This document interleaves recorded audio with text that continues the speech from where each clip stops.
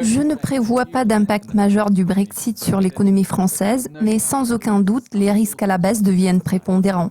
Klaus Vistesen, Pantheon Macroeconomics. Le FMI a mis en garde contre les conséquences négatives d'une accentuation de l'incertitude et de la volatilité financière causée par le Brexit sur les flux d'investissement au sein de l'Europe, et notamment en France. Que pouvez-vous dire sur l'impact de ce ralentissement sur le PIB de la France? Sera-t-il considérable?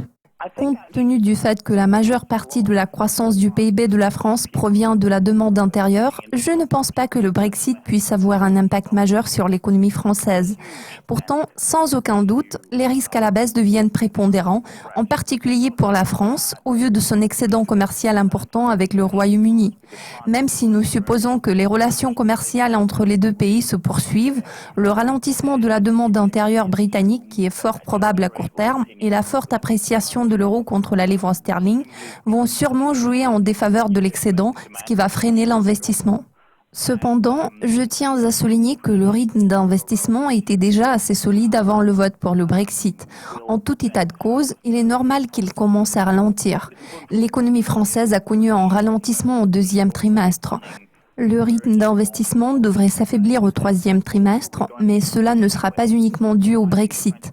Bien sûr, l'incertitude générée par le vote du Royaume-Uni pour le Brexit devrait aggraver la situation, mais nous devons constater que ce problème s'annonçait à l'horizon bien avant le référendum britannique, suite au dynamisme des flux d'investissement en France au cours des dernières années.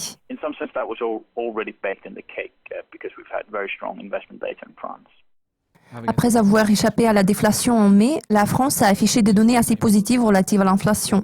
Pensez-vous que l'économie française soit suffisamment résiliente pour que l'inflation ne replonge pas en dessous de zéro?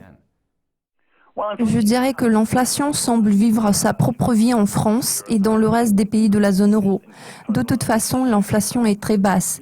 Tout porte à croire que la sortie du Royaume-Uni de l'Union européenne ne va pas affecter les données sur l'inflation dans les mois à venir. Le taux d'inflation français semble être en progression constante. L'inflation de base est censée commencer à s'accélérer en comparaison annuelle cette année, ce qui devrait contribuer à une amélioration de la confiance des entreprises.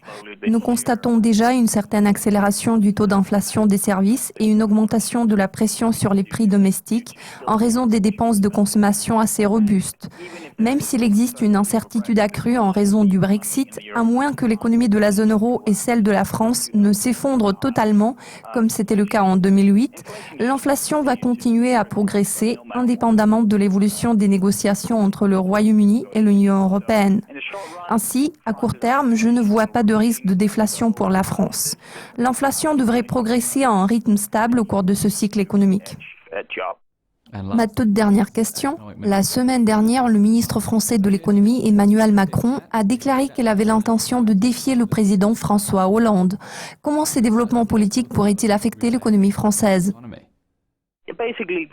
À mon avis, Emmanuel Macron voulait tout simplement dire haut et fort qu'il pourrait potentiellement devenir un concurrent de François Hollande dans la course présidentielle l'année prochaine.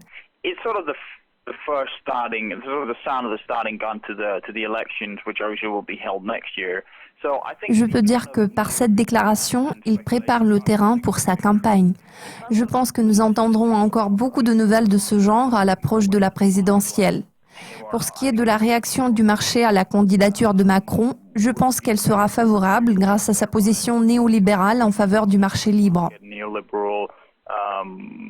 Par contre, si les sondages d'opinion donnent une longueur d'avance à Marine Le Pen, cela va tout de suite déclencher une réaction adverse du marché parce que cette candidate a déjà fait le point sur son intention d'organiser un référendum français sur la sortie de l'Union européenne.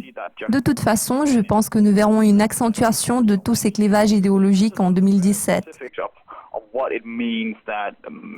En ce qui concerne le succès potentiel de la candidature de Macron à la présidentielle française, je pense qu'il est encore trop tôt pour pouvoir en juger. Il est naturel que les candidats cherchent à attirer l'attention du public. En toute logique, de nouveaux candidats vont bientôt apparaître. Bien évidemment, Emmanuel Macron est un candidat sérieux, mais il y aura beaucoup d'autres candidats à la présidentielle française.